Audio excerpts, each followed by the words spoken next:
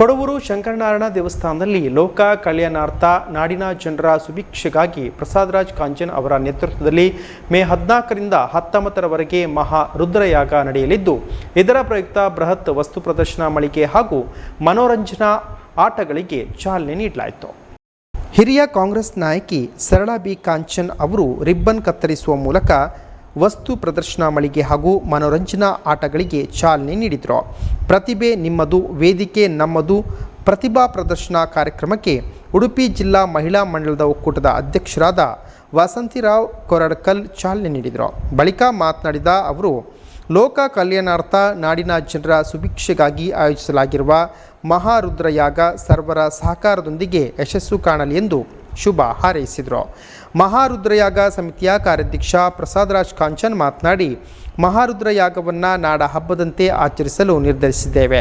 ವಿವಿಧ ಧಾರ್ಮಿಕ, ಮನರಂಜನೆ, ಕ್ರೀಡೋತ್ಸವ, ಆರೋಗ್ಯ ಶಿಬಿರ, ಉದ್ಯೋಗ ಮೇಳವನ್ನು ಹಮ್ಮಿಕೊಳ್ಳಲಾಗಿದೆ ಎಂದರು. ಮೇ 10ರಿಂದ 20ರವರೆಗೆ ಮನೋರಂಜನೆಗಾಗಿ ಜಾಯಿಂಟ್ ವೀಲ್ ಬೃಹತ್ ವಸ್ತು ಪ್ರದರ್ಶನ ಏರ್ಪಡಿಸಲಾಗಿದೆ. 14ರಂದು ಮಲ್ಪೆಯಿಂದ ಕೊಡವೂರು ಮಹತೋಬಾರ ಶಂಕರನಾರಾಯಣ ದೇವಸ್ಥಾನದವರೆಗೆ ಹೊರೆಕಾಣಿಕೆ ಮೆರವಣಿಗೆ ನಡೆಯಲಿದೆ. 15ರಂದು ಮಹಾರುದ್ರಯಾಗ, ಗಣಯಾಗ, ಧಾರ್ಮಿಕ ವಿಧಿವಿಧಾನಗಳು ಆರಂಭಗೊಳ್ಳಲಿದೆ. ಅಂದು ಸಂಜೆ ಕಾರ್ಯಕ್ರಮ ಹಾಗೂ ಸಾಂಸ್ಕೃತಿಕ ಕಾರ್ಯಕ್ರಮಗಳ ಉದ್ಘಾಟನೆ ನಡೆಯಲಿದೆ ಎಂದರು.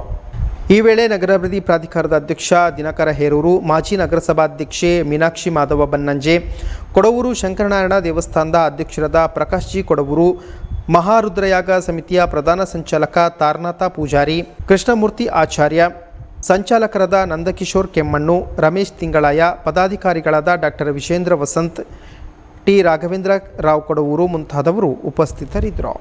ನಾವು ಮಹಾರುದ್ರಯಾಗದ ಪರವಾಗಿ ಇವತ್ತು ಈಗಾಗಲೇ ನಾವು ವಸ್ತು ಪ್ರದರ್ಶನ ಮತ್ತು ಆಟೋಟ ಮಳಿಗೆಯನ್ನ ನಾವು ಉದ್ಘಾಟನೆ ಮಾಡಿದ್ದೇವೆ. ಸಾಕಷ್ಟು ಖುಷಿಯಿಂದ ಈ ಆಟೋಟ ಮಳಿಗೆ ಇವತ್ತು ಓಪನ್ ಆಗಿದೆ. ಈಗಾಗಲೇ ನಮ್ಮ ಸಮಿತಿಯ ಎಲ್ಲಾ ಸದಸ್ಯರು ಈ ಒಂದು ಆಟೋಟದಲ್ಲಿ ಪಾಲ್ಗೊಂಡಿದ್ದಾರೆ.